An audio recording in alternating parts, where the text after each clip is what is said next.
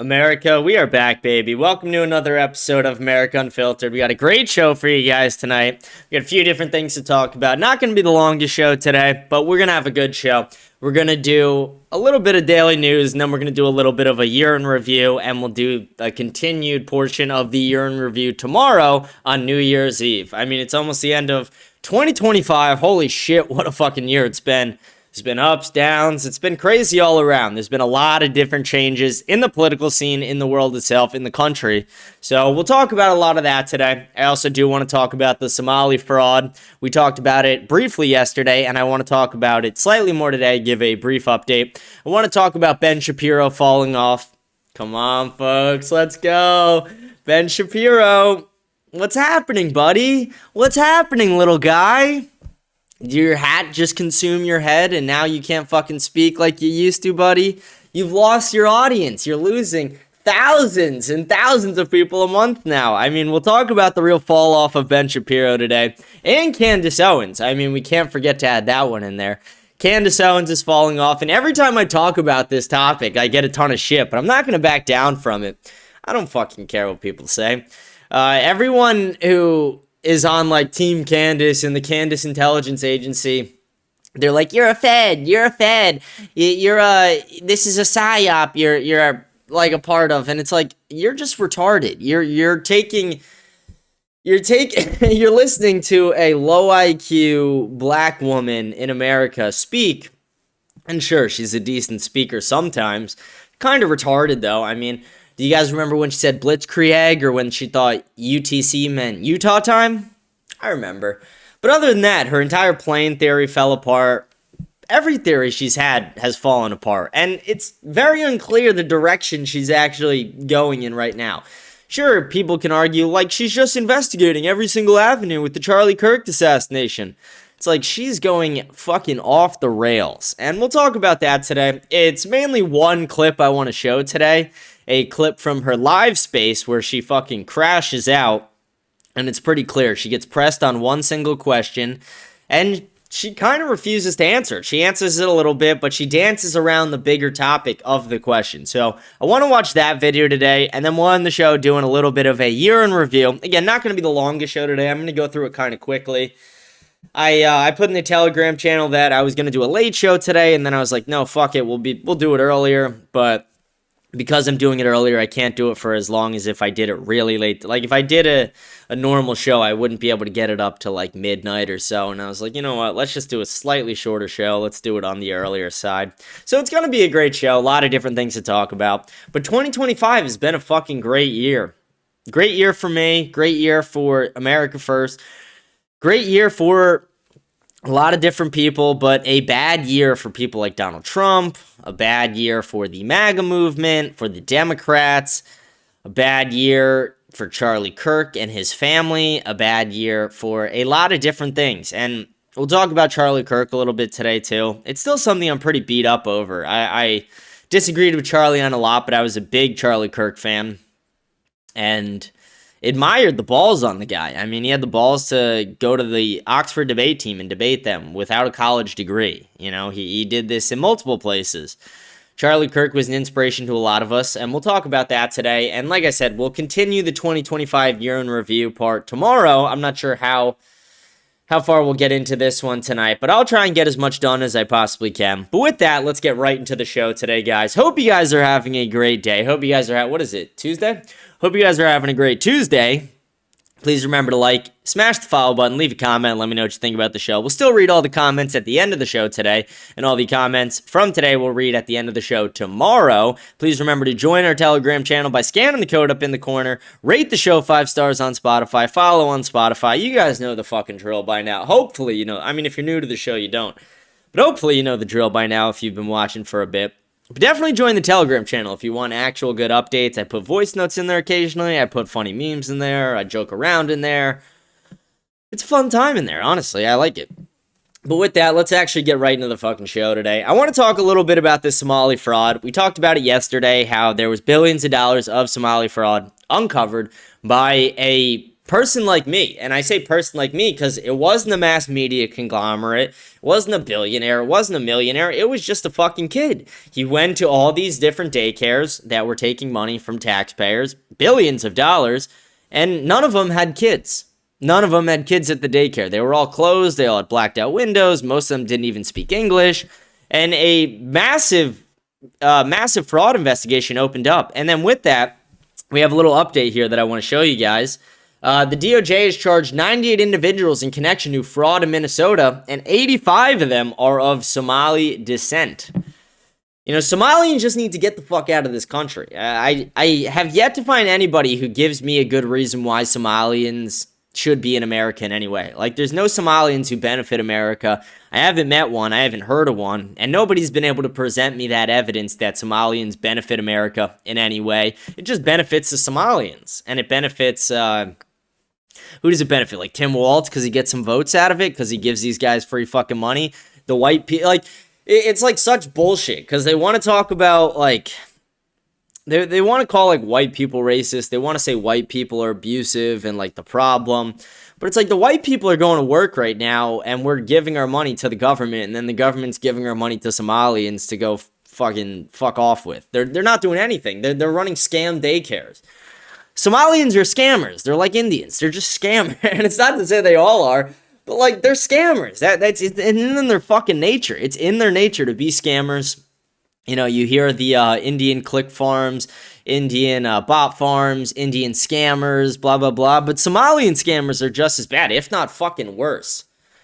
Like, if you had to say, like, do you want 1,000 Indians or 1,000 Somalians to come into your country? It's a low number, actually. Let's go, like, 50,000. If they said, like, do you want 50,000 Somalians or 50,000 Indians in your country? You know, it's a hard choice, but I would pick the Indians. You know what I mean? At least we might get some tech developments. Like, you know, we're not going to get kids. And I don't know. I don't want to say kids will. Yeah, they'll still get raped by the Indians too. But the Somalians, they'll definitely get raped. That's the other part. Like, Somalians, they love to rape. They love to steal. They love to commit crimes. And we saw this too when a Somalian got arrested for raping a 12-year-old. And the community Muslim Center, I don't know, the Islam Center or whatever the fuck in Minnesota wrote a letter of support to the court saying he hasn't adjusted from his Somali culture yet. That's why it happened. So you're telling me Somali culture is raping 12-year-olds? That's kind of what I'm hearing? That's what I'm hearing when I see shit like that. But yeah, so 85 of the 98 individuals that are being charged are of Somali descent. They haven't let us know what the other people are. I'm sure they're minorities, maybe not. Maybe. I don't know. I'm not saying white people don't commit crimes at all, but far less percentages. But right now, we're dealing with this in our country. We have literal cities and states overtaken by Somalians. They even changed the flag in Minnesota to a Somali flag. It's fucking absurd. Like, this is fucking America. Let's act like it. Let's act like this is America. Let's act like this is the greatest country on earth, or supposed to be the greatest country on earth. Let's not bring in all these shithole third world countries, because that's what we're doing. And I'm sick and fucking tired of it. Like, I'm an American. I was born here. My grandparents were born here. My great-grandparents were born here. And my great-great-grandparents immigrated here. But I've been here, and my family's been here for a very long time. Not only have they been here for a long time, they fought in the wars in this country. They helped build up this country. My grandfather and my great-grandfather built New York City. They built the greatest city to ever exist. But no. Somalians are the ones who get to reap the benefits of that. Somalians are the ones who get to fucking tear this country down. Somalians are the ones who get to sway elections in places like Minnesota because Tim Walz is pandering to these fucking idiots.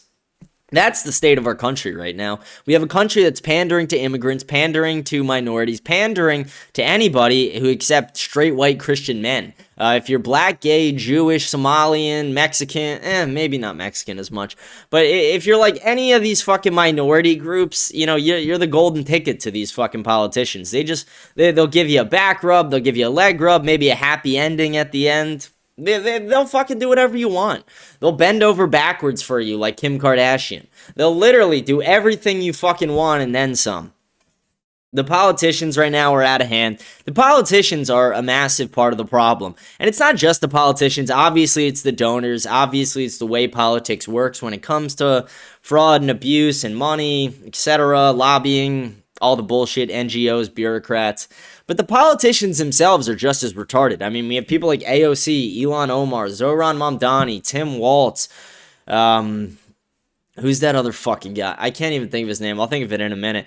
But we have a lot of people in the government who are just so fucking not only corrupt, but they're actually retarded. Like, I would love to take a IQ test next to AOC. I would love to take an IQ test next to Ilhan Omar. I would love to take an IQ test next to Jasmine Crockett. I mean, that would be fucking hilarious.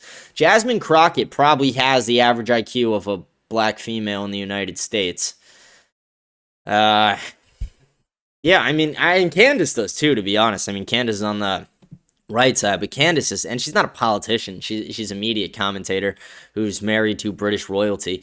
But yeah, she's kind of retarded, and we have to acknowledge that. And even Alex Jones called it out. Alex Jones called out Candace Owens. I have a video of that I want to show today, actually. But Alex Jones called her a fucking fed plant, which I necessarily don't think she's a fed. I think she's just kind of a retarded woman. Just another retarded woman. You know, we got a few of those. Again, there's some retarded men, but let's be honest here, folks. Name me 10 female geniuses without looking it up. Exactly. Now, name me 10 male geniuses. Everyone can fucking do it. And to anyone who wants to, like, debate the IQ argument and the bell curve and, you know, should women vote, should they not, etc., roles and genders, ask them that question. Name me 10 female geniuses, and then wait like 10 seconds, and then when they just look all puzzled, be like, exactly. Now name 10 male geniuses. Right off the bat, they'll start fucking letting them fly, because they're everywhere. And again, not all men are geniuses. Men are either retarded or geniuses. And then you have a couple average in the middle, but for the most part, men are either fucking retards or fucking smart. Not a lot of in between. Well, women are just a lot of in between. Like, on average, women actually have a higher IQ than men, but that's just because a lot of men are retards. But then you have the geniuses, which don't exist on the other side for the most part. And maybe there's been one or two here and there throughout history, but again, name me 10 female geniuses without naming a feminist. And I love when people like to fucking glaze some of the women that they think, like, Amelia Earhart is one that I find funny because it's like, she crashed and died. Like, what are we celebrating here, guys? That a woman crashed and died? Do we celebrate every time your girlfriend or wife hits a curb? No. Like, what the fuck where did we get to in this country that we're at a point where we're, like, celebrating women who crashed and died?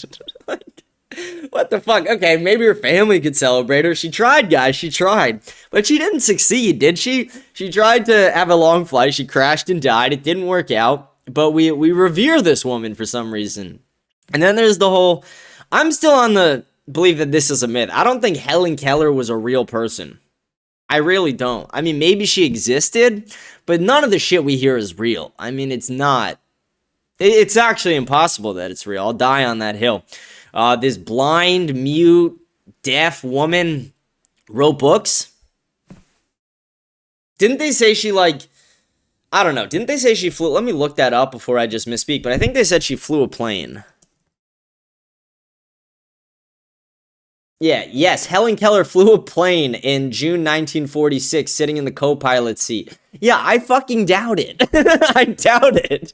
I doubt it. This woman didn't exist. We revere these women as, like, geniuses and, like, people of their time, but it's like, who are they? Was Helen Keller even a real person? And if she was real, are any of the stories real, or are they just made up bullshit? Again, Amelia Earhart crashed and fucking burned. And again, I'm not happy that happened. I wish she lived. But she didn't. So why are we celebrating it?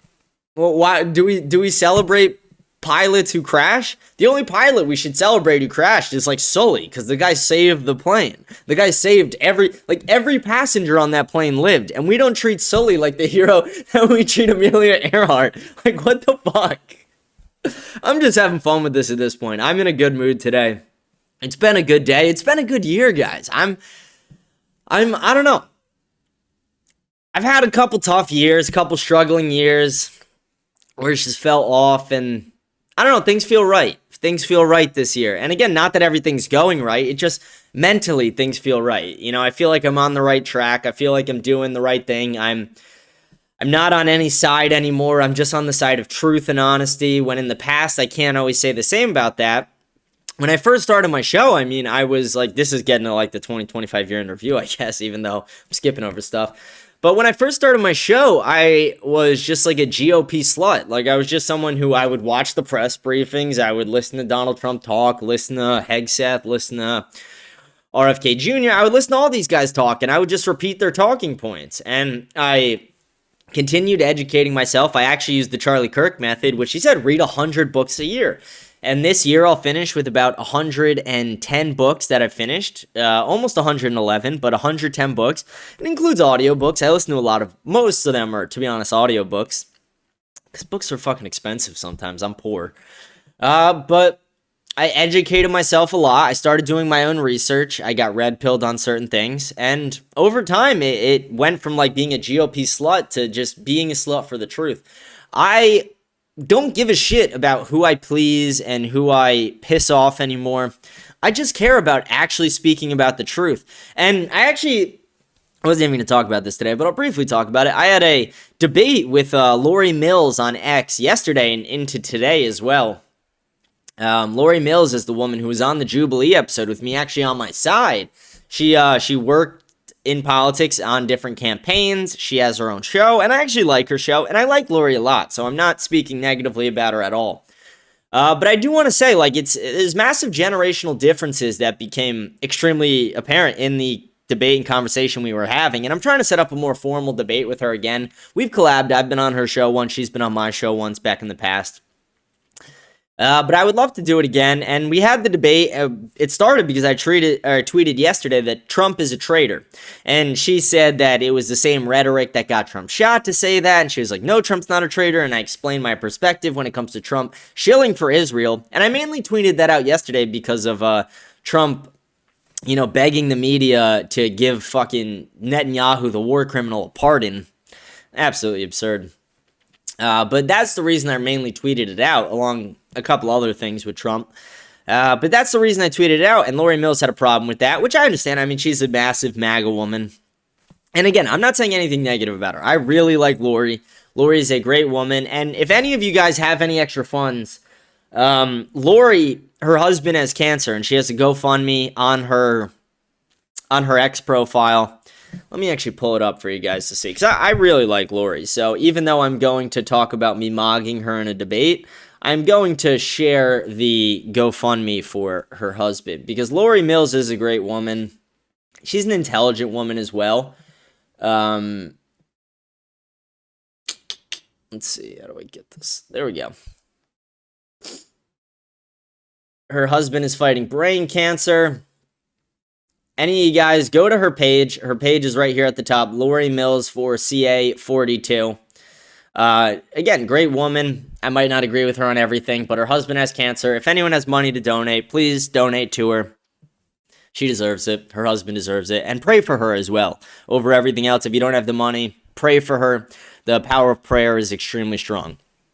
But to get back to what I was saying, we had this debate, and I started talking about all the different points, and it was kind of funny because I wrote like a pretty long thing. Like, you know, I like that Twitter now allows you to write like long posts, and I wrote a long post back to her where I explained all the different things that Trump is shilling for: Israel, lack of deportations, bombing Iran, saying affordability, but then 50-year mortgages, 15-year car loans, Gen Z and millennials are in the shitter.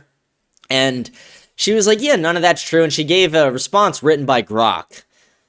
And then where the debate really got heated is I mentioned Tom Mortium Alexandrovich, who, if you guys don't remember, he's the guy who worked under Bibi Netanyahu, who tried to meet up with a 15-year-old and got arrested, but then fled back to Israel and was not extradited back and is just safe in Israel. He's not in jail. He's not under any scrutiny, nothing, no legal challenges. Pretty much he escaped a pedophilia charge by being an Israeli, by being Jewish. And this is something that has happened multiple times. There's a gaping loophole that allows Jews who get arrested in America to flee to Israel as long as their passport's not taken, and they can be safe there. And that's really corrupt. We need to shut that down. Fidel, what do you think about that? Do you think Jews who are, let's see, just speak to my audience. Fidel, do you think Jews who get arrested for pedophile charges in America should be allowed to flee to Israel for no extradition? Curious what your thoughts are on that. Because I think it's terrible when it happens. But her AI response was kind of just trying to like debunk each one of my points. And I don't think she realized how AI works, that it's predictive text models, and that I could have just asked AI to write like the opposite response and it would have done it. And I could have just copied and pasted that. We could have gone on forever and ever like retards with it. But in the AI response, it kind of justified Tom Mortium Alexandrovich. And it was like, yeah, like, you know, we usually don't extradite people for that. And I responded and I said, the Lori Mills I met when I was on Jubilee never would defend pedophilia. So I was like, it's okay if you want to acknowledge that you overlooked and didn't read the response and just copy and pasted it. But please, you know, don't do stuff like that again, because it's absolutely absurd that the Lori Mills I met, who was so mad about the illegal immigrant pedophiles and wants those people to be castrated and put to death in America, that she is now saying we shouldn't extradite this Israeli one. And it was something she overlooked. She didn't read the AI response. I've talked to her privately since. Again, I know Lori. She's a great woman. I'm not trying to talk trash about her. But it just really showed me the generational divides where, like, she grew up in a primarily white Christian nation, and I haven't, even though that's the country that, to be honest, we should be growing up in. A country with Christian leadership, a country that is primarily white, the founding stock of this country. And she doesn't really see the problems that Gen Z, Millennials, and Gen Alpha and Gen Beta will face because, and again, I'm not saying this to be rude, but she's old. She's older, you know, way older than me specifically. Got to be at least like 30, 40 years older than me. I don't know her exact age. But yeah, the generational differences became really clear. And I mogged in the debate as, you know, I'm the mogger. Guys, I'm a fucking mogger. That's what I do. But I thought it was really interesting, and I hope to set up a debate with her soon. I think it would be really fun. But Lori Mills was one of the really cool people I met this year. I met her on Jubilee, and again, she's a smart woman, but I think the older generations have a really hard time grasping the idea that Americans are struggling when they see like Donald Trump tweeting out every day that Americans aren't struggling, and their metrics they look at are like, what's the GDP? What's, you know, Silicon Valley? How are they doing? Like shit like that. That's what they look at, but they don't look at like how many people are affording houses. Like her house is probably 10x in value that she owns. She probably bought her house for fucking 40 chickens. I don't know if I'll ever own a house, you know, hopefully. I don't know if I ever will though. And it's kind of sad to think about. You know, I want to have kids, I want to have a house, but I can't afford it. And it's not just me, it's a massive portion of my generation. I mean, I think it's like 40% of the people my age are living with their parents still. And actually, I kind of think that's like a good thing, but it's bad. It's a bad sign for how the economy is doing in the country. But it's good because, and people may or may not agree with this, but I think that people should live at home. I think even if the economy was in a position where people my age could afford their own homes, I really think specifically women should definitely live at home with their parents until they're married. And men, again, I don't think there's like a huge rush. Like I was kind of told I had to move out at 18. Like when I went to college, like that was, you know, besides when I came back on breaks in college, post-college, I had to live alone. I had to move out, and I've been paying rent ever since, and I've watched my rent triple, double, quadruple, whatever the fuck. Especially, I've been through 2 Category 5 hurricanes. Let me tell you something about that. When a Category 5 hurricane hits your area and fucking wipes out a portion of the housing, your rent will fucking skyrocket because your landlord's a piece of shit. And that happened to me multiple times. I went through 2 Category 5s. Technically 3, but really only 2 fucked me up. One of them I didn't even have power for a month. Fucking brutal. What was I saying? Yeah, but I think right now people honestly should be living at home with their parents if their parents will allow it, if they have good relationships, because not only is it good to be near family, it's good for the soul, good for health, good for your family relationships, but at the same time, it's good for your wallet. Even if you can go like afford a house, it's like, why wouldn't you want to save a few $1,000s a month on rent or whatever, utilities, whatever the fuck? Maybe you chip into your parents or something instead. I just think it's a smarter idea, and I think the family unit needs to stay more intact than it is. The family unit's really, that's been one of the sad things that we've seen over the last few years. The family unit has really crumbled. The family unit has gone to shit. People in the United States, they don't talk to their grandparents because they have a political disagreement, or their kids, or their parents, or their cousins, or whatever. Like, people just stop talking to each other because they have political disagreements. And some of them, like, maybe I understand, but, like, very rarely do I ever sympathize with it. Like, when people were celebrating the death of Charlie Kirk, I find that to be bigger than politics, because sure, you may not like Charlie Kirk. You may not like things he said. You may not like his positions or things he did. But Charlie Kirk dying was extremely sad for a lot of reasons. But above everything, a man died. A father and a husband got shot and killed in front of all of us. We watched it in the most brutal, graphic way. And people celebrated that. And it's like, people are celebrating death, and that's scary. That's demonic. Over everything else, that's really demonic. And I understand wanting to separate yourself from more demonic things. But when people are like, you want immigrants deported, I can't talk to you anymore. It's like, okay, you're just kind of a dumb bitch. We might disagree on this topic, but it's not like I'm like a demonic asshole. Like, you know what I mean? It's a massive difference between those things. So I very rarely sympathize with it. The only time I really sympathize with it at all is when it's a really demonic thing. But even then, it's like, I don't think you should have a full separation. I think you should honestly try and break through to that person over everything if they're willing to let you. I think, breaking through to people, talking to them, not necessarily red pilling them, but just having honest conversations about, life, Jesus Christ, and all these things. I think it's really important. And that's another massive thing for this year. There's been a massive revival in the Catholic Church, in the church itself, massive revival to Christianity. It seems more of the women are going to non-denominational. What a surprise. But most of the men are going back to Catholicism, and that's awesome. It is the true church of Jesus Christ. It is the correct pathway to heaven. And I do think more people need religious values. I think religious values are good for the soul. And again, I'm not writing off any other religion entirely. I think everyone has the right to practice their own religion peacefully as well. I don't think anyone should be attacked for being a part of their religion. I do think we need to scrutinize on certain things. And I don't like when people say like, oh, like, my religion's being targeted and harassed for this. It's like, something I realized, and I realized this a long time ago, but I voiced the opinion to someone recently. I'm not going to talk about who it was or anything like that because it's personal, but I was having a debate with someone who's close to me, who's Jewish, and not a debate, more of a friendly conversation, slight debate, and one thing I said is, no matter if you're Christian, Muslim, or if you're Jewish, whatever, you have to expect some form of persecution if you practice religion. You can't expect people to just treat you the same as everyone else. And if you do, you're going to be sadly disappointed all the time. You're going to be very disappointed constantly. And it's the unfortunate reality of the situation. It's like, if you do believe in a higher power, if you do believe in Jesus Christ, you do believe in a God, or if you're a Muslim and you believe in the pedophile God or pedophile prophet, whatever the fuck, they deserve some scrutiny, and organized Jewry does, and even Catholic, like every religion deserves a little scrutiny, but at the same time, you can't be shocked when you face it. You can't be shocked when you're facing adversity, when you're facing, nobody deserves to be attacked, but when you're facing attacks even, people commit, there have been violent attacks against all three religions this year. I mean, major violent attacks, just to name one from each off the top of my head. For Muslims, I mean, they're targeted in multiple Muslim countries across the world just for being Muslim. Palestine's a great example, and that's not the only reason, but that's one example of many.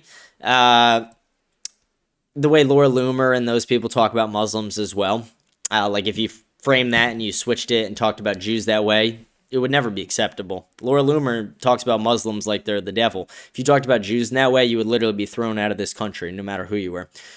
Jews, obviously they have been attacked multiple times. We just had that big attack in Bondi.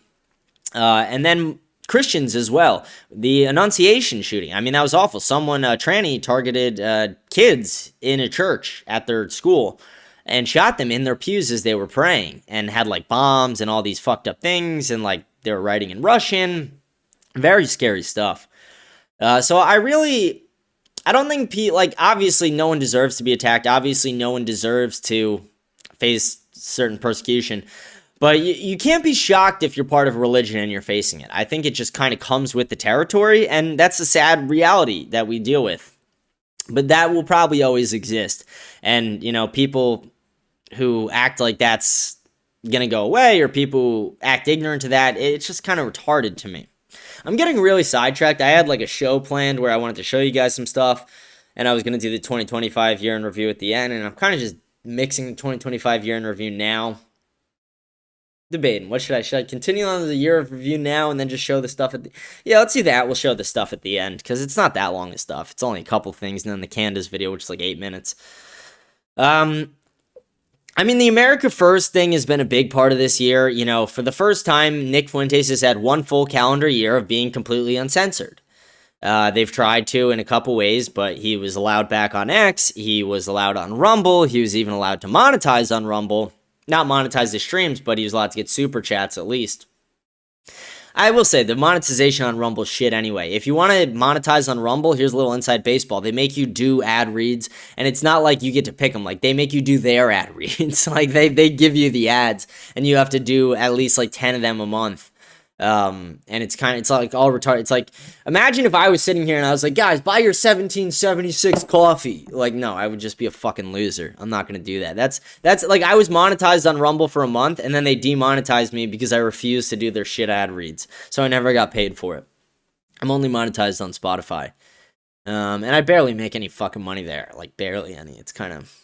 But it's getting there, I'm a top 5% show in the world. We're growing. We're growing, folks, and it's all thanks to you guys. But that's another big part of the show. Like, I started this on January 6th of this calendar year. And when I started honestly, maybe we watched my first ever video. It was like 4 minutes long, 5 minutes long, my first ever video I did. And we could see what a retarded shut I was versus now. That would be a fun thing to do today, actually. Maybe we do that. Yeah, let's do that really quick. Let me get that pulled up. That would be fun. Let's do that. That would be awesome. Hopefully you guys enjoy this.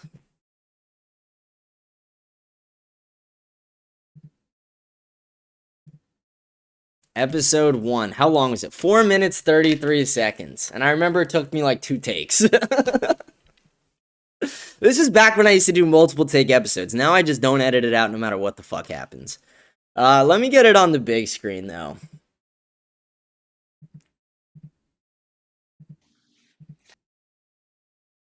Dude, what a fucking chud I was. Look at that. Look at that fucking...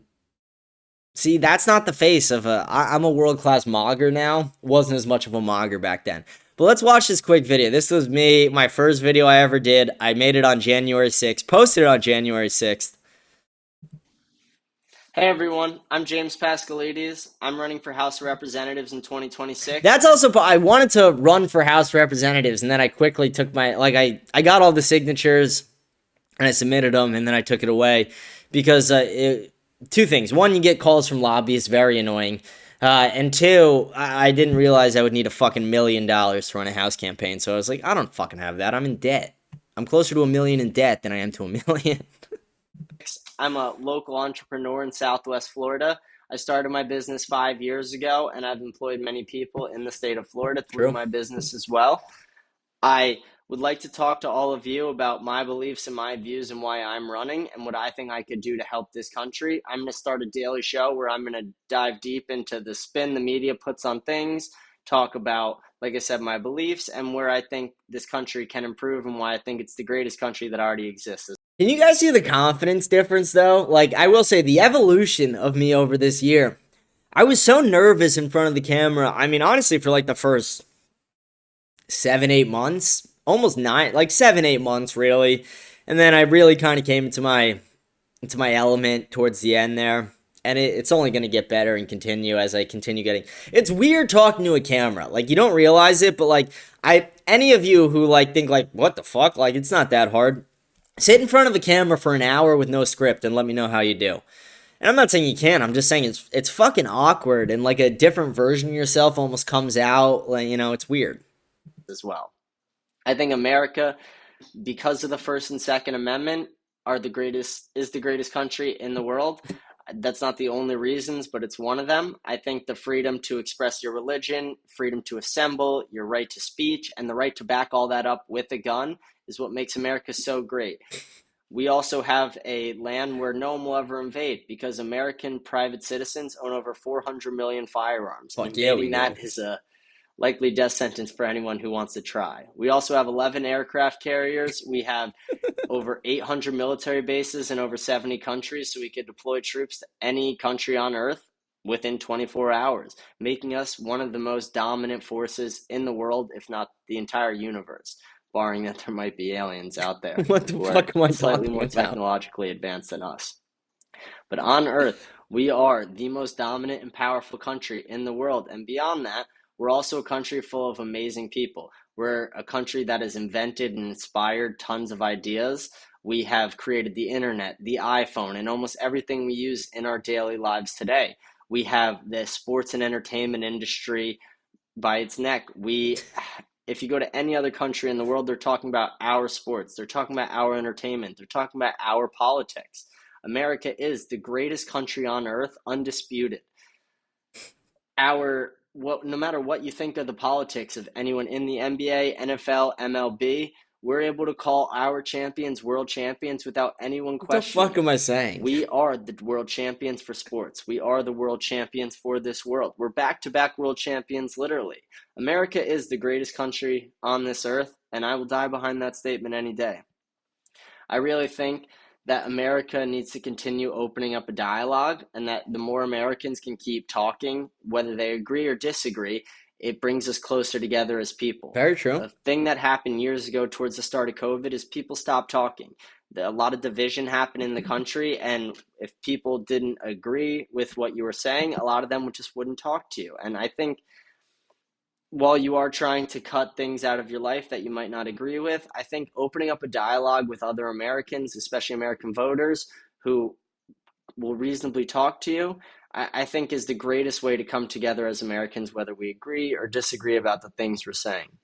I think this world has come to a weird standstill where no one agrees on almost anything, and I don't think we should. I think the day everyone agrees on everything is the day our government has finally brainwashed us, and I hope that doesn't happen.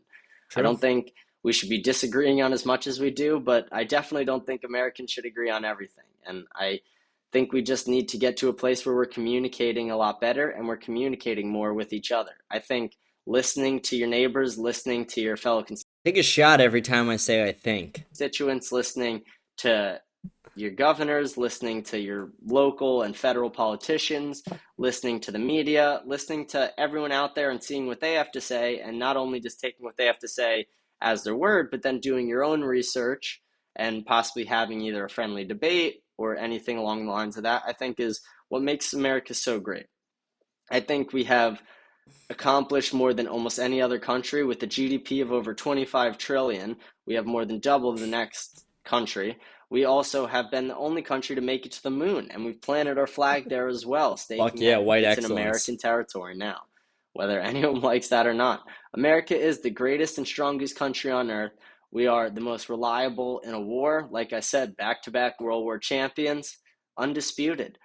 America is the greatest land in the world, and if you were born here, you should thank your God every day that you were born here, the same way I do.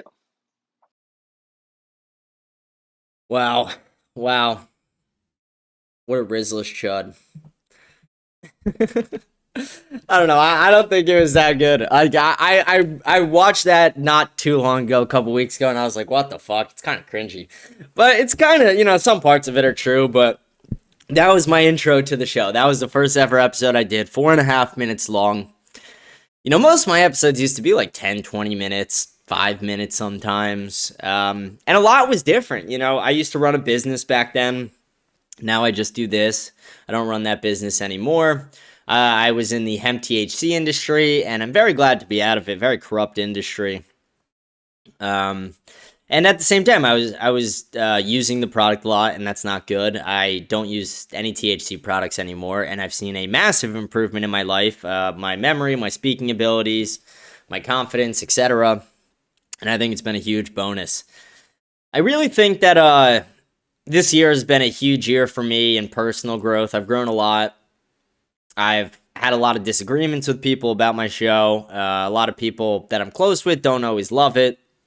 But that's, again, it's all, you're not going to agree with everyone on everything. It's about putting, like, the politics and shit like that to the side when you're really with family, friends, etc., and just being a human being. And I think that's really important. That's something a lot of people overlook.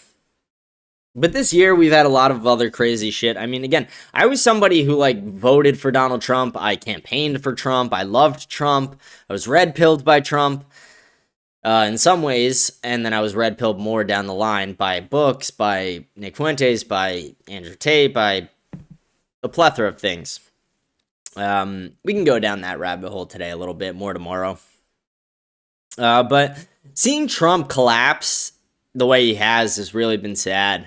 Seeing him bomb Iran, seeing him with the way he handled and treated the Epstein files, the way he's handled the political violence, even like making Antifa a terrorist organization but not doing anything about it, allowing these violent leftists to disrupt ICE deportations, not enough deportations, the way he campaigned on not sending more money overseas, but sent billions to Ukraine, billions to Israel.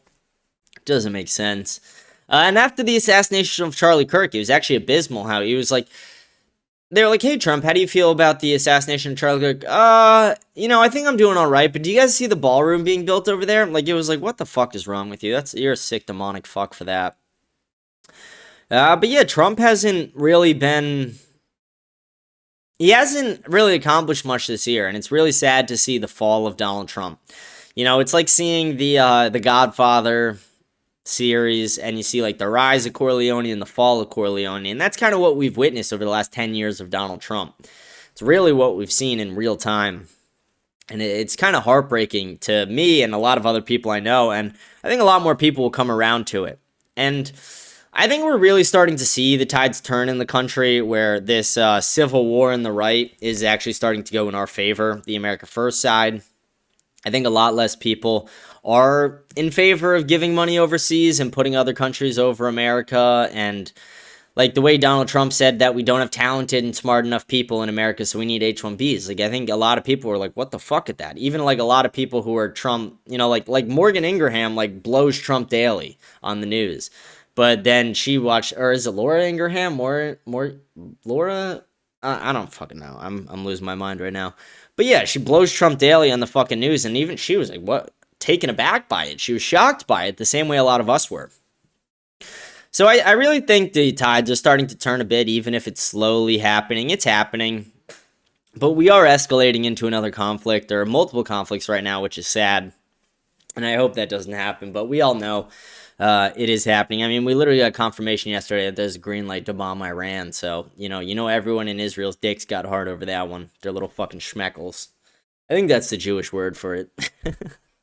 The Yiddish word or whatever the fuck. Let's see. What else happened this year? What else happened? I mean, let's talk about Charlie Kirk for a second. That was one of the saddest.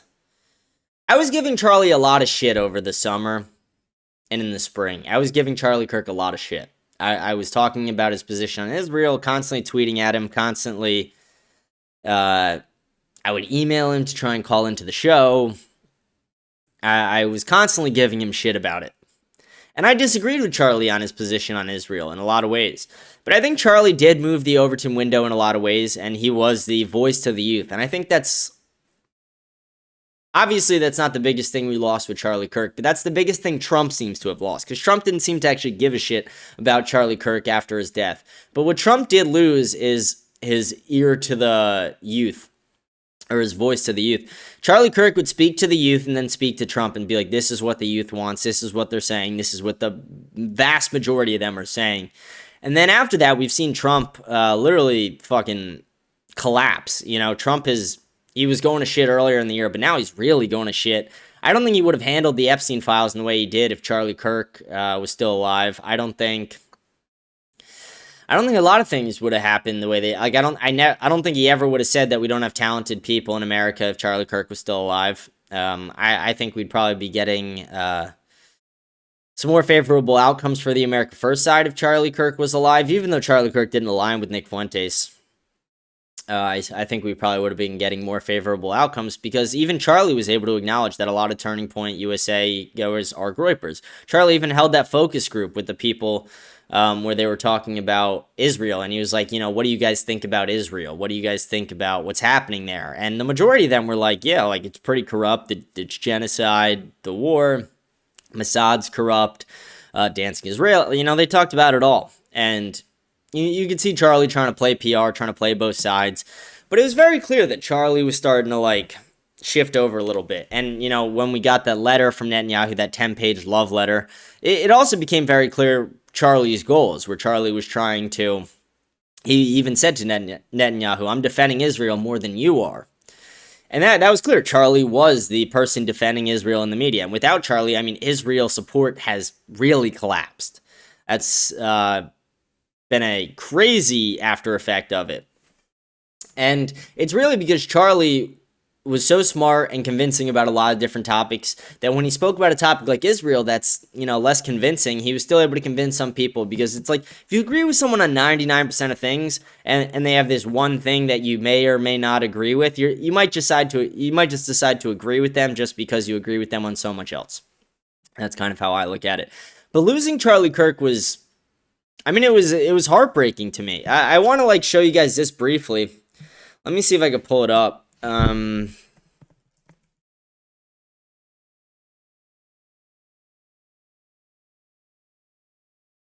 Yeah, let me pull this up. We're not going to watch the video, but I want you guys just to see the first 10 to 30 seconds of my video the day, or 2 days after Charlie was assassinated, when I first did my show again.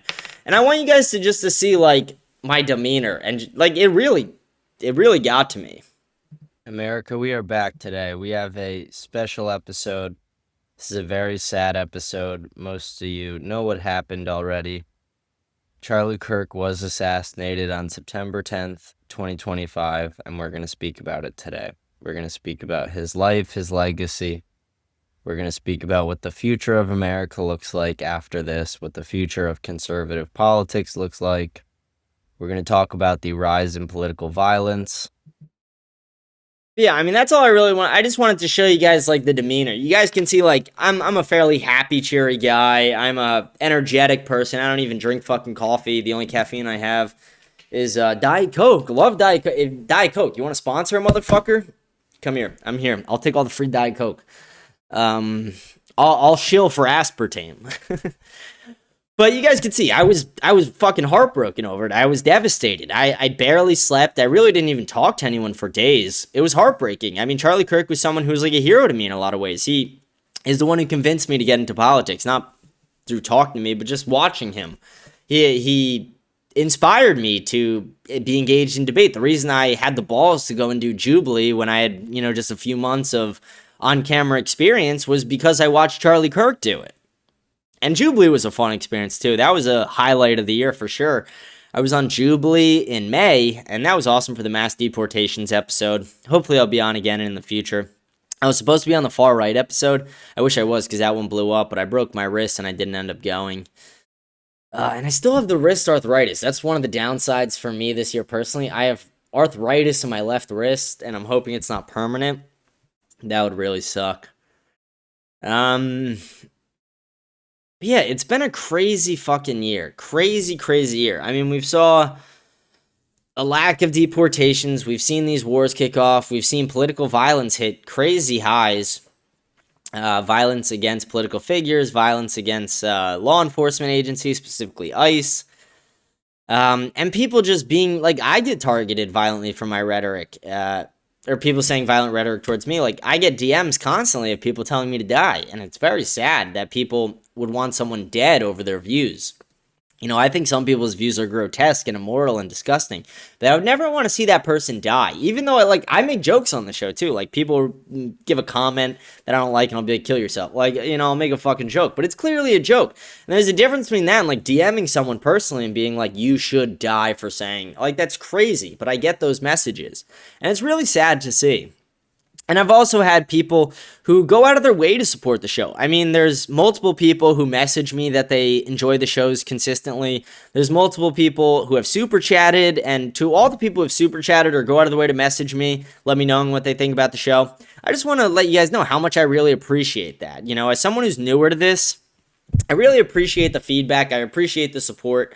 I've been writing a book this year as well, and all the money from the super chats I've been putting towards that. And that's been another challenge of this year as well, writing this book. I've been writing a book on American and Christian nationalism and where the country went wrong and where I think it could go right. Hopefully I'll be done with it early next year. I keep pushing it back, and I'm sure maybe I'll push it back again. I don't know. It's harder than you fucking think to write your first book. Maybe it doesn't get any easier, but it's difficult, you know?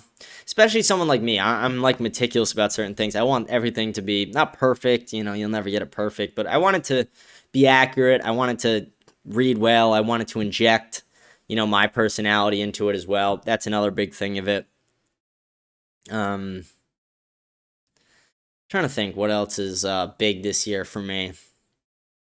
I don't know. I mean, my religion has gotten a lot bigger this year than it's ever been. Like, I was born a cradle Catholic. I've talked about this on the show previously, but I went away from my religion in my teens and 20s after my parents' divorce. And when I got back into it, it was one of the best decisions I ever made in my, you know, early mid-20s. And getting back into the church, being at Mass every Sunday and on all the holy obligation days, it's been awesome. And it's honestly life-changing in the most positive ways. And that's one of the reasons I encourage everybody to make your way back to the church or get yourself into a church if you've never been. I really do think it's a positive experience for everybody, and I think it brings you closer to our creators, to Jesus Christ. Let's see. I've really had it out with Ben Shapiro this year. I mean, I've done multiple episodes ripping into him. I think he's a shill and kind of a pussy.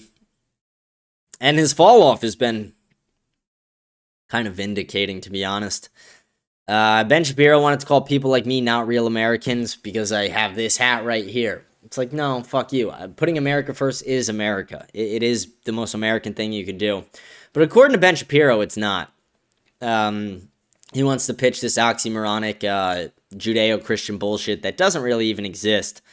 It's a political term that's abused by politicians and mainly Jewish people for political gain and for the benefit of Judaism and the state of Israel. And again, I touch on this subject a lot, but again, I don't think that America should be Christians only, even though I'm a Christian nationalist. I think the leadership should be Christian. I think to be in the government, you should be a Christian. And I think our laws should be based on Christian morals for the most part. That's kind of where it starts and ends for that for the most part. But yeah, Ben Shapiro, the fall off, that's been great. Let's talk about the Ben Shapiro fall off for a second. Let's go to, I think I have it right here. That was one of the things I wanted to show you guys earlier while we're on it. But Ben Shapiro, he's losing an average of 1,000 subscribers on YouTube daily, having lost 30,000 subscribers in the past 30 days. Republicans are increasingly alienated by Shapiro's unwavering pro-Israel rhetoric and penchant for equating skepticism of Israel with anti-Semitism. Shapiro was most recently met with boos after delivering a speech at TPUSA's AmFest in which he accused colleagues such as Steve Bannon, Megyn Kelly, Tucker Carlson, and Candace Owens of peddling conspiracy and anti-Semitism. And I can agree some of them are. But like Candace Owens specifically, it's just a fucking retard, and we'll talk about the fall off of Candace Owens in a second. Like I have this Alex Jones video I want to show you guys. It's pretty funny.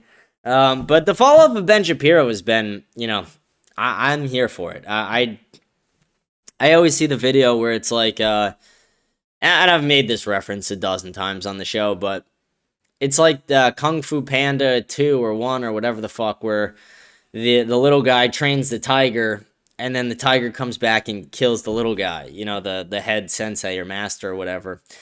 And it's like, not that anyone should be killing, it's more just a metaphor, but it's like Ben Shapiro taught all of us to debate as kids. He taught us about black crime. He taught us about a lot of these things as kids. We'd listen to him debate, we'd watch him, and now we're here to bring his career down because he is not on the right side of history.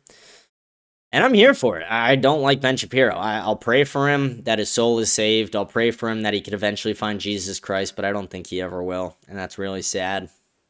I pray for a lot of my viewers. I pray for all the viewers who comment on the show. I pray for all the viewers in general, and I specifically pray for like people like Fidel a lot. I pray Fidel finds Jesus Christ. I pray Fidel has a happy and healthy life and isn't a victim to anything.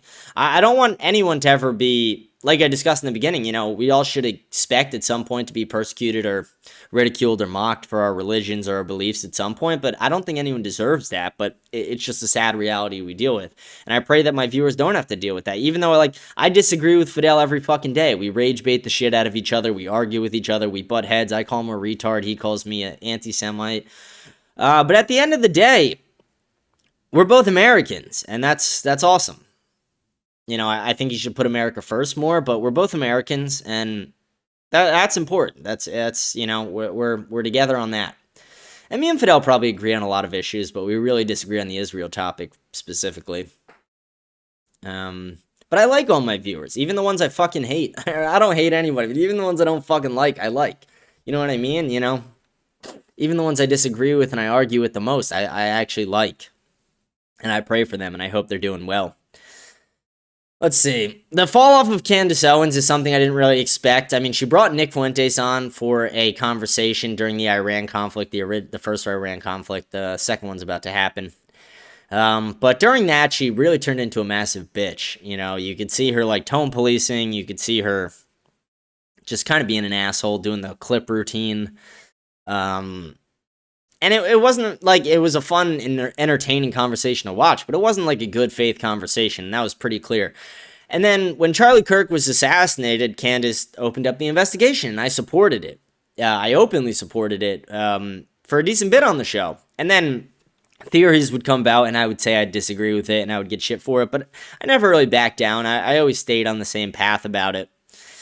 And now I think it's gotten to a point where it's gone too far, and that's where we'll get into this Candace Owens thing here, and then we'll wrap the show up talking about the rest of the 2025 year in review. Where I have to go, I can't do it. It's already an hour in. Holy shit! But we'll go a little longer. I want to have a good show today. I'm having fun doing this show. But here, let's watch this video, and then I have two videos. I have this video, and then I have a video of Candace Owens in her space. But we'll watch this one first. This is Alex Jones. Alex Jones calling out Candace Owens, and I just thought this was funny. I'm a big Alex Jones guy, and that's another, let's really quickly touch on that, before we watch this. I'm really sad what's happened to Alex Jones. He's being sued over $1 billion about being wrong about something, and again, whether you think he's right or wrong, we should all agree that he shouldn't be sued for $1 billion over it. I think as Americans, we can all agree that, if he could be sued for $1 billion over this, why isn't Candace being sued for $1 billion? You know what I mean? And I don't think Candace should be, and I don't think Alex should be. I don't think people should be sued over billions of dollars for saying something. Same as Elijah Schaffer got sued for $5 million over posting a picture of Kash Patel and his girlfriend over a tweet that talked about honeypots. But I've made the same fucking joke, so it's kind of just ridiculous. But let's watch this video of Alex Jones crashing out on Candace. I remember saying to them, like I said, I got to investigate her now. I got a bad feeling. I didn't have a bad feeling. God gave me a good brain. I already knew. I dropped the ball. I apologize. She's a globalist agent.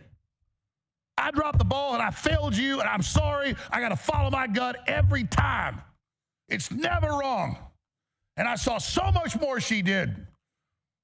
And I love her people threatening me and all their doxing of people and all that. You think that's going to make me go away? All you did was wake me up like a nuclear test site waking up Godzilla. So just get your asses ready, because you want a war. I want your war. I want it all. I want the doxing. I want the lies. I want the attacks. I'm going to take you on, because you work for the deep state and the Democratic Party and the CIA and MI6, and I see your ass. So you just get ready. Dude, this ain't my first I love when Alex Jones gets fired up. rodeo. I remember saying to them, I love when he gets fucking fired up. We all love it. I mean, Alex Jones is a tank. What's happening to him is so sad and absurd. It's really heartbreaking. But I really hope he's able to get through this. We shall pray for Alex Jones going into the new year. And then I have this video of Candace Owens that I want to show. This is the long video. I'll put it in 1.25x speed. Make it a little faster. It's 9 minutes. But this is from the X Space yesterday, where Candace gets asked point blank about her theory and she kind of crashes out. She kind of folds. And the fall of Candace Owens is happening. I mean, I think it's really possible to get so swept up in conspiracies, and maybe there's a lot of emotion behind it too. I'm not trying to argue that her heart's in the wrong place. Maybe she thinks she's doing right. I bet she actually does. I would argue that Candace thinks she's doing the right thing. And maybe she is doing the right thing by investigating this, but by making these public accusations, even if she doesn't publicly say, like, Erica Kirk did this, or Erica Kirk might have done this, her, like, that's what she gets pressed on in this, is the Erica Kirk angle. And I just find it to be very disingenuous, and I don't think it's productive. And I genuinely don't think Erica Kirk was involved in this at all. Let's watch this quick video. We'll break it down, and then we'll go a little bit more year in review before we do the comments and sign off today. And we'll do the rest of the year in review tomorrow. To be honest, I've just been reminiscing this show. It's been a fun show. I'm in a good mood today, like I said. Having a good day, you know, almost New Year's Eve. And we're going to do a New Year's Eve show and a New Year's show, too. No days off here. Besides last week, we took a week off. Let's watch this video. Like I said, it's like 8 minutes. It's good to hear from people who disagree with us. So, Harrison, if you want to unmute yourself and jump in, that would be great. Yeah, thanks for having me. I guess my whole thing is, why does this meeting even matter? Like, what is the actual claim that's being made here? That's been my confusion the whole point, the whole time, is like, okay, let's say that there's absolute proof, photographic evidence that everything Mitch Snow says is true. Like, who cares? I mean, what is that proof? What is the actual accusation? Who do you think was conspiring with who to do what? Yeah. And I think, obviously the name of the episode was, the day before Charlie Kirk was murdered. The insinuation is that this was a assassination planning meeting, which I don't even see any evidence of that. And then people I'm arguing with online are saying, no, this has nothing to do with the assassination. Yeah. So, I guess, if the space is why this matters, why does Fort Huacachuca even matter? Like, what is the claim being made? I still don't even understand that. So it matters because why would Brian Harpole be on Fort Huachuca at all? Right? It matters because he's giving an alibi, which means he doesn't want to be associated. Like, it could have easily not mattered. Kind of, to speak to your credit, he could have been like, yeah, I was at Fort Huachuca with my brother.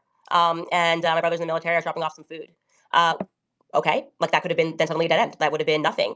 Now, because Mitch had described this as a top secret meeting in an off-site building and had described it, and Mitch got proven to be like a crackpot liar, as top brass at the Pentagon, and said that these sorts of meetings, and I am forgetting the military term, or when you're just about to embark on like a mission. I know I sound really uneducated, but military guys will sound better saying that. It was compelling. Like, okay, like I said, Brian Harpole was acting funny. He's been acting weird. He's been telling verifiable lies, and he cared enough to present an alibi, meaning he didn't want people to think he was there.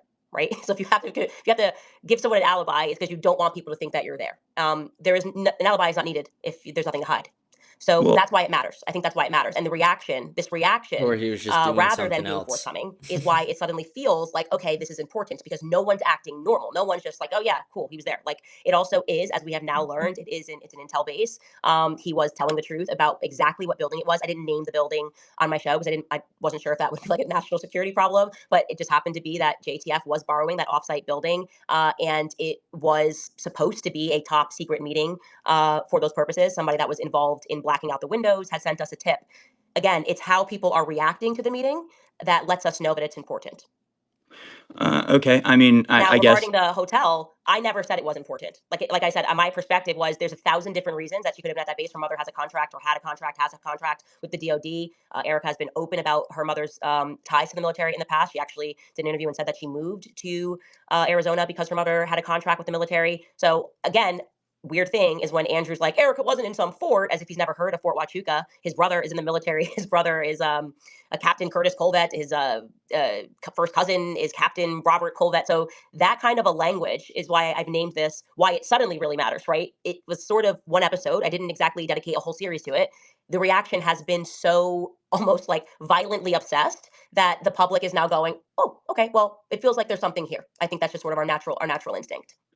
Okay. I mean, I think if you're saying that somebody is somewhere and they weren't there, then providing the alibi is not in and of itself suspicious. If the alibi is not confirmed, I guess you can be suspicious of that. But again, I still, there's still not an answer. Like, okay, let's just say you're right. Let's just say that absolutely they were there. Yeah. What does that prove? What is the accusation? Because what it sounds like, and I mean, what the insinuation obviously is that this was a planning meeting for the assassination, and the people there had pre-knowledge of the assassination and were therefore in on it. So I think that if you are making that accusation, which in effect you are, right? You're in effect saying, okay, Erica Kirk and the head of TPUSA security were at start this. That's how Candace gets away with a lot of this shit. She indirectly makes these accusations, and then when people are like, "You're doing this," she's like, "No, I never said that." But it's like, okay, but you're literally implying it. Pre-assassination I didn't planning say meeting. Erica was there, so you guys have to stop repeating that. It's Erica was never at that meeting, and that's another thing. I've never said Erica was at the meeting. Mitch has never said Erica was at that meeting.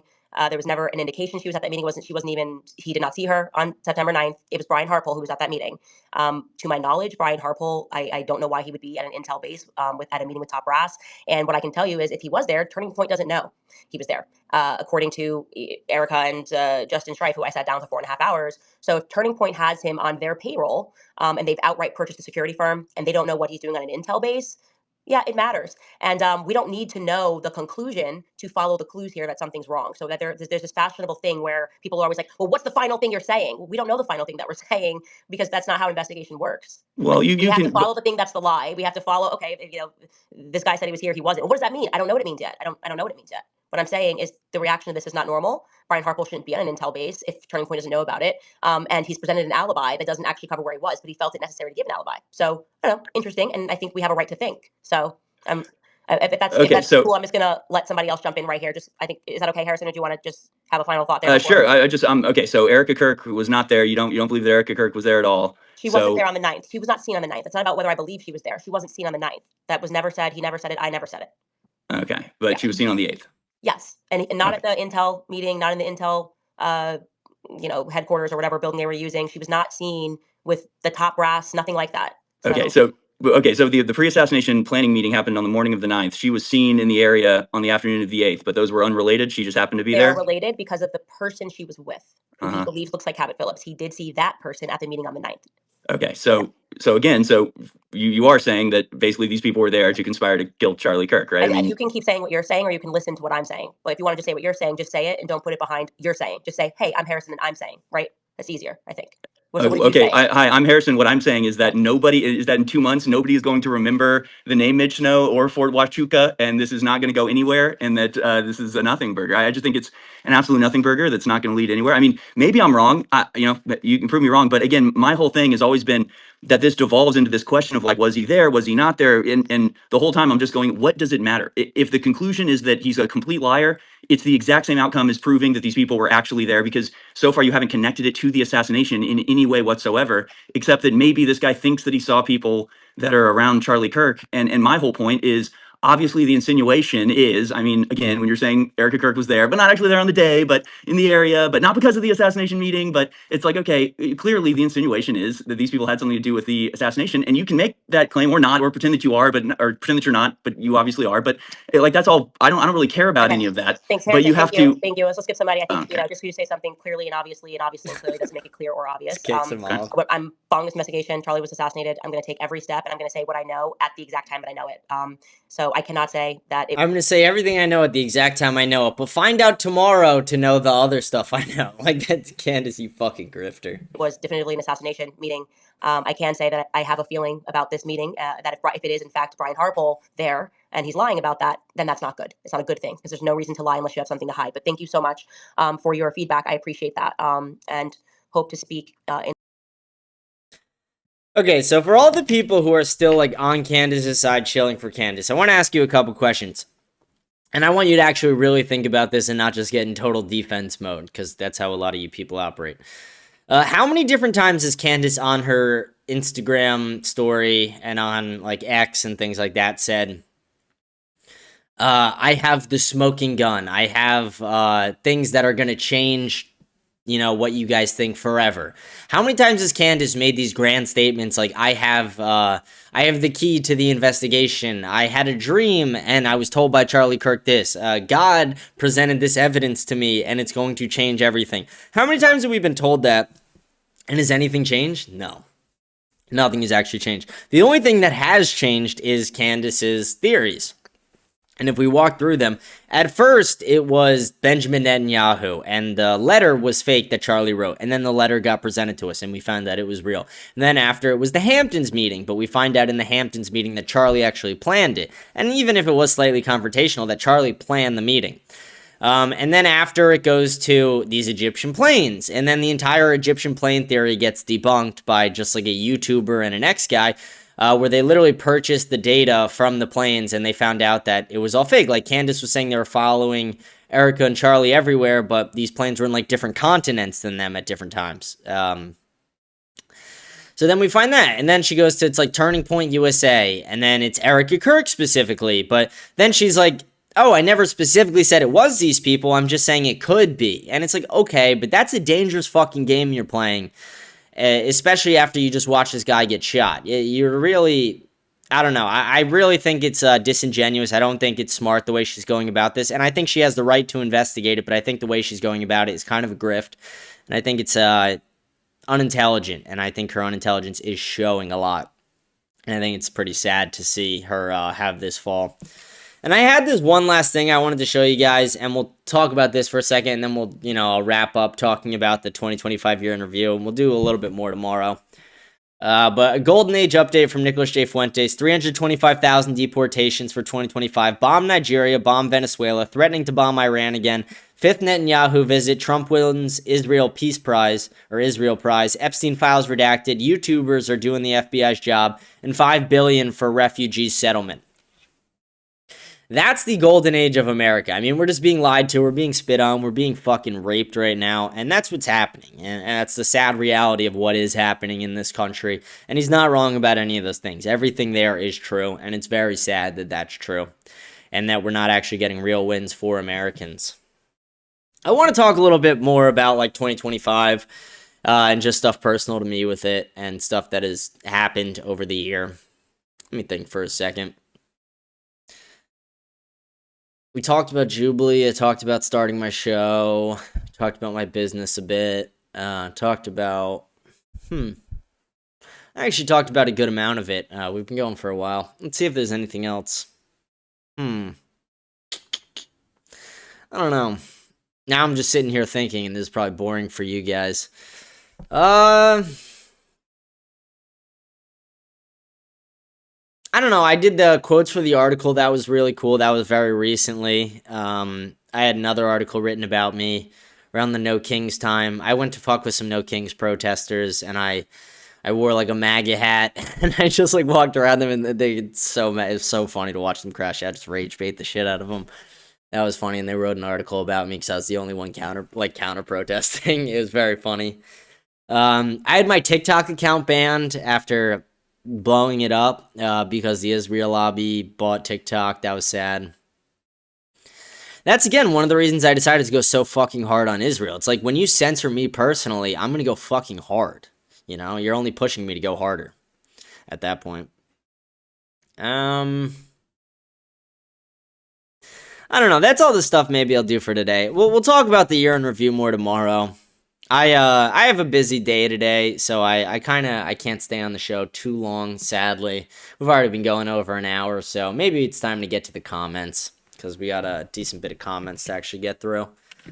Let's do that. Hope everyone enjoyed the show. Hope everyone enjoyed the personal little insights into my show, my life, 2025 year in review, stuff about Candace, stuff about Ben Shapiro, America First. Please remember to like, smash the follow button, leave a comment, let me know what you think about the show. All the comments we'll read at the end of tomorrow's show. Join our Telegram channels, rate the show 5 stars on Spotify. Let's get over to our comments, though.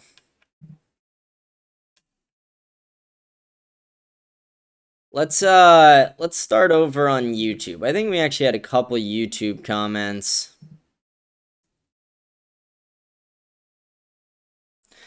I like starting with some bad comments at first. It's funny, because some people are retarded. Fake news. You're a clown. Yeah, shut up, bitch. JD Vance is the type of guy to eat dinner with his feet. Yeah, probably. You're probably right about that one.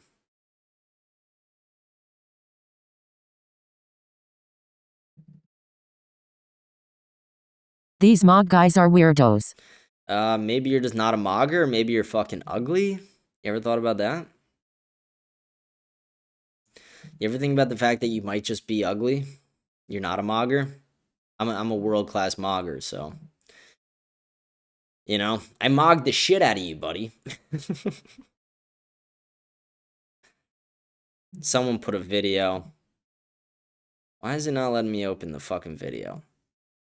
People love to comment videos now that I've been playing their videos. I'm gonna maybe start limiting it depending on what the videos are, but all right, let's see. The top. It's a Charlie Kirk video about the Talmud. Oh, I've seen this video. This isn't a great video. It is the one where it's like, you're a Talmud expert? Look me in the eyes. It's like disingenuous. Obviously, the kid's not a Talmud expert. Obviously, he saw some quotes from the Talmud, looked them up, verified them. He doesn't know the rest about the Talmud. So it's like kind of ridiculous. Talmud states that Jews are the chosen people and all non-Jews are goyim, here to serve them. You are a Christian who's clearly serving the Jews, defending Zionism with all you got. I've seen this but you clip. also believe Jesus is a rabbinic Jew in heaven when you know the Talmud states he's in hell burning in feces. It does say that. Okay, so you're a Talmudic expert, right? Exactly. Like that's I like Charlie Kirk a lot. I don't want to disrespect the guy beyond the grave, but disingenuous argument to be like, you're a Talmudic expert, obviously, and then be like, look me in the eyes, don't look at your phone. And I get maybe that part, but it's like, it's kind of ridiculous because he knows the guy's not a Talmudic expert. He just knows that the guy knows some quotes, and it's like, Charlie, instead of actually acknowledging the debates on a surface level, the points the guy made, he just tries to wreck the guy's credibility, which is a good debate style. You know, it helps you win the actual debate to the public, but you don't actually win the real argument of what you're trying to debate. So, yeah. All right, let's go over to our Spotify comments. I'm 55 years old and love to finally hear some truth. Thanks. Love it. We love a good Gen X bass guy. Thank you for tuning in. Appreciate you. I have 2 questions for Fishback. 1. Would he want to do anything to increase the birth rate, promote young people having kids? 2. Would he add the Bible to Florida public schools so kids learn about the imp of Christianity? He was already asked those, and he said yes to both. But I'll ask him again on the interview. How about Nick and Ben debate on Rogan? That would be cool, but it would never happen because Ben's a pussy. If Ben debated Nick, his career would be done. If the 2028 election came down to Newsom versus Vance and you had to vote, who would you choose and why? Terrible phrasing of the question. It creates an unrealistic hypothetical, and I just wouldn't vote. Fuentes. Yeah, I would write in that. He can't even run in 2028. He wouldn't be old enough. I don't think he would ever win even if he could run. Apparently, Fuentes would back Newsom. I would probably back Newsom too. We need a change from the MAGA movement. Fuentes isn't actually backing Newsom. He's just making an overall point. I don't think the question is dumb though, since it probably will be Newsom versus Vance in 2028. It is dumb because it creates an unrealistic hypothetical. Saying I have to vote. I don't have to vote, actually. That's part of the power. We, the people, can choose to not vote and send a message. Candace never said Erica was involved in Charlie's murder, dumbass. Quit lying. It may turn out she's not right about everything, but at least she's looking into it. There are a lot of things wrong with FBI investigation. It's you that's the fool if you're buying all the bullshit the FBI is selling. How much is Israel paying you to attach Candace? Dude, this is what I'm talking about. The Candace fans are so retarded. How much is Israel paying you? How much is Israel paying you? Shut up, retard. Go get on your short bus. Go fucking throw Cheerios at your mom. You fucking idiot. Sure, yeah, she's not going to be right about everything. She's been wrong about 99% of it. And yes, I don't believe the entire FBI narrative. I think there's a middle ground between the two, and you're too fucking stupid to realize that. Candace literally implied that PUSA had something to do with Kirk's death. And who is the current president of PUSA? I'd like to see all dual citizens choose one or the other. I'd like to see a partnership between the US and Russia. Russia seems to be fairly grounded as a Christian nation, and America's pushing them away only supports their infrastructure for war by strengthening ties to China and self-sufficiency. I want every crime in the Epsteins to be punished and stated. I'd like to see a reform of presidential races by limiting money flow. Could be a deal where lobbies pool for all candidates. I would rather that not happen, the lobbying part, but I agree with everything else. I love how much Fiddle gets pissed off at your videos. It boggles my mind how retarded someone can be. Yeah, me too. James Fishback episode. Hell yeah, that's sick. Yeah, will be cool. Like, this is what I'm talking about when I talk about how stupid Candace fans are. Pascalides the poser with his crucifix on his lapel. LOL, giving Erica Kirk vibes. How's it feel to be a controlled OPP? First of all, this was my great-great-grandfather, so suck my dick. Controlled op? Dude, I work for myself, you retard. Classic response. Pretty much sums up your entire show. Every show. Now, I'll come back with some facts and questions. Then you'll call me a retard and then we will repeat this dance until the comment limit is reached and you'll claim you got me. I would love to listen to you try and have a debate, but you'll always just be a clip sharing, rage baiting little cuckold. Dude, I debated on Jubilee and I wrote that and he goes this. I've literally been on Jubilee LOL. You mean the world's most broadcasted echo chamber that aims to be quote, the Disney of empathy. Shut the fuck up. You got on that show because you got on your knees for Jason Lee when y'all were in college together. Who the fuck is Jason Lee? No, I got on Jubilee because I'm smarter than you and you're a fucking retard. Are you obsessed with Candace, bro? I used to really like your show, but now you spend hours talking about her, so I'm done listening to you. Yeah, you won't be missed. You are the low IQ viewer base. She pushes her retarded conspiracies backed by zero credible evidence too. That's what I'm saying. Low IQ retards are still obsessed with Candace. Dude, lay off Candace. She doing the work you want. Who gives a fuck if one or two things is FKN wrong? Some of it isn't, and it's making their story fall apart, and they is Israel in case you didn't realize yet, dickhead. Who do you stand with? Only you, else FN. Nick divided we fall, asshole. Dude, she's not even saying it's Israel at this point. That whole theory fell apart. Get with the fucking program. You don't even know what she's on at this point. Mormons are not Christian. They deny the Trinity and the divinity of Christ. They have no place in our country. America is a Christian country. I disagree with about Mormons about a lot, but I don't think they have no place in America. I actually like some Mormons. There's some, and I'll say this, Mormons are kind of base sometimes. If everyone stopped paying federal taxes, they wouldn't have any money to send all across the world. Pay your state taxes though, or they can take everything. Yeah, we should still pay our taxes for now. If you are paid W-2, the employer pays federal for you, so only self-employed have that option. You are correct that states do not play around. They don't. Do you do something else for work? Also, do you live alone or with family? That's a weird question, but I know you're asking in good faith. I do live alone, and I do this for work.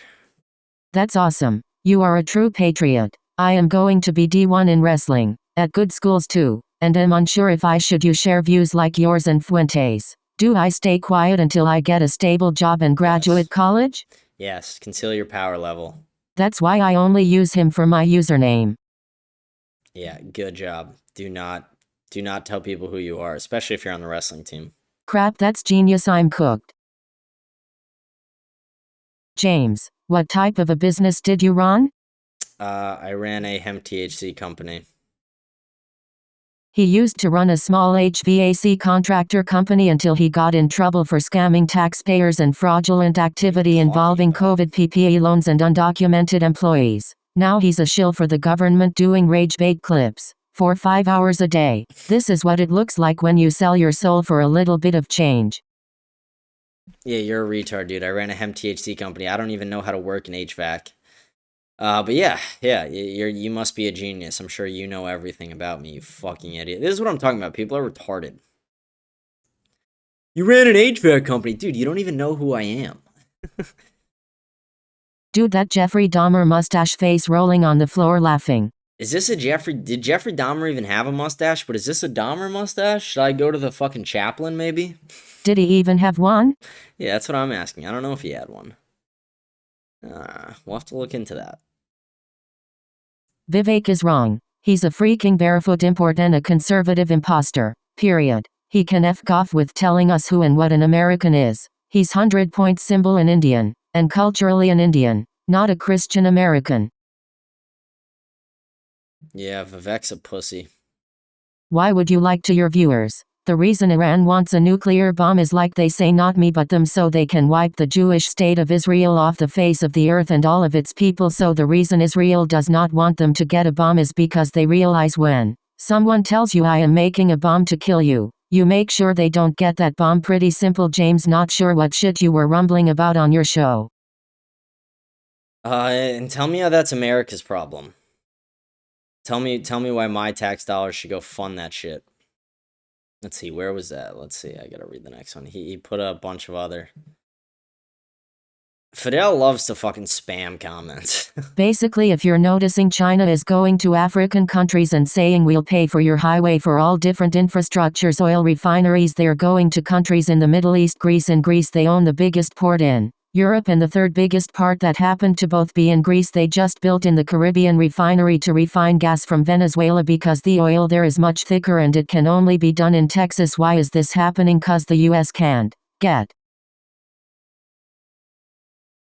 involved because the whole America first people are saying worry about America and then worry about other countries when they are not realizing if America doesn't have allies and yes pay for them, you will lose America as you know it as a global superpower, which yes comes along with a lot of benefits, but Israel not only does it benefit us by giving us major advanced technology, I mean intelligence and much more, and they keep the Middle Eastern countries at bay so we can have our oil cheap.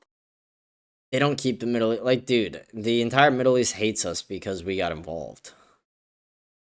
It's not only if you burn an Israeli flag, it's any country's flag. Check up the law. So you're upset that every other country was a hate crime besides America? Fear you have a point. That's how they changed it. It was originally just Israel. Charlie Kirk was actually the one who told me that it was an evangelical nation up until you guys decide to hijack the type of Christianity it was supposed to be. Like I said, Charlie Kirk wasn't right about everything. Iran chants death to America. Because we involve ourselves with Israel, and Israel's trying to destroy Iran.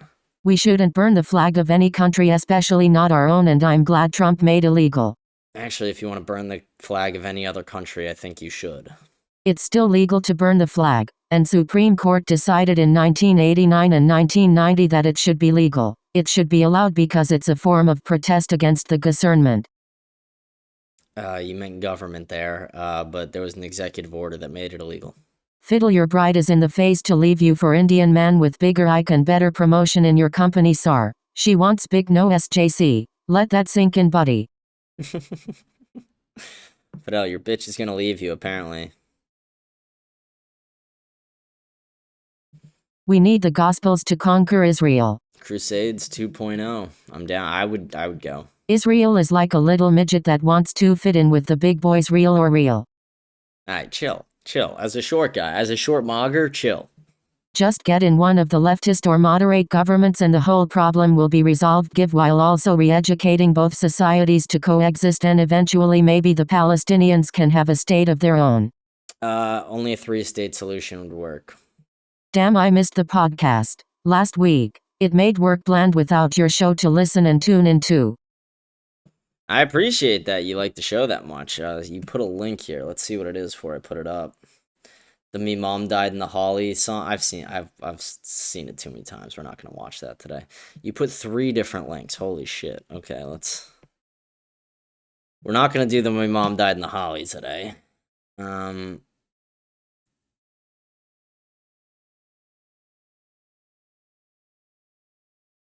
Yeah, I saw that one. So they go, Donald Trump Jr., Eric Trump, he goes, people better go to jail in Minnesota, and everyone's like, dude, your dad is the fucking president. like, what do you mean?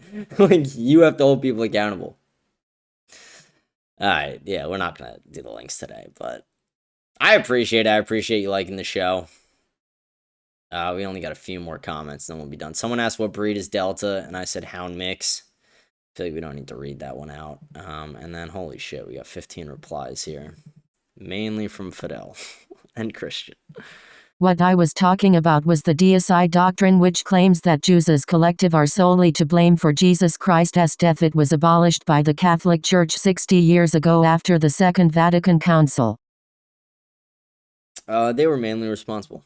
What do call the Israel lobby any Jew? I want to know what you think. That question makes no sense. Also, what if he has Cuban vendettas? Definitely serves our interests because communism is a threat to this country. Every I am close friends with is a Cuban and they love America. They are one of the reason why our state is super red right now. This idea that what happens in the rest of the world doesn't affect us is bull. Dude, you sound like a Reaganite. Like, we need to fight communism. The vast majority is nearly impossible to do ensure unless we either overcrowd the country, forcibly deport half of the non-whites, that is if you are saying 80-90%. We honestly should be deporting a lot of people who are naturalized. Fidel kept asking questions that made no sense, and here was his explanation. I'm not going to play the ones that don't make sense. I use talk to text, so whatever grammar they give me is what I give you. And I'm not going to fucking read out things that don't make sense. Chelsea brought up the religion I was raised in, called it pedo cult. I don't even know what you're talking about. Can I be a groyper and marry a Hispanic girl? Marry whoever the fuck you want, yeah. Where did you see Ben Shapiro calling on social media censor people? On his page.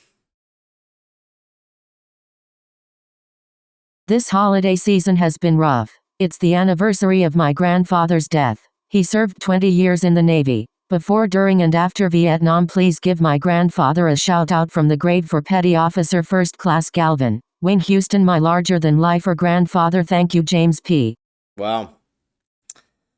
Well, I'll pray for him tonight, and all my viewers, please pray as well. His name's in the comments if you want to be very specific with your prayer as well. But wow, honorable man, served this country. That's awesome. You should be proud of him, even from beyond the grave. I'm sorry for your loss. That's sad. We got a couple more comments before we sign off. We got one more here, or one more short thread. Why do we even allow non-Christians like Vivek to talk? I agree partially. You know, they should have a voice, but not on stages like that. Because it's a free country. Pathetic. Yeah. All right, that seems to be all right. Let's refresh it. The one guy who said I used to work for an HVAC thing, I'm genuinely confused if he's confusing me with someone or if he's just retarded trying to make shit up to try and make me seem less credible. Kind of funny, though. That guy's a fucking loser, though. Who cares? With that, we're going to sign off today. That's been the entire show. Hope you guys enjoyed. We'll do a deeper dive into the year in review tomorrow on our New Year's Eve stream. We'll be doing a live show as well tomorrow. Thank you guys for tuning in. Hope you guys do have a great day, a great night. Please remember to like, smash the follow button, leave a comment. Let me know what you think about the show. Rate the show 5 stars on Spotify. Join our Telegram channel. Follow me on X. All the comments will be read at the end of tomorrow's show. Hope you guys have had a great year so far, a great day so far, and thank you. I will see you guys tomorrow on Wednesday.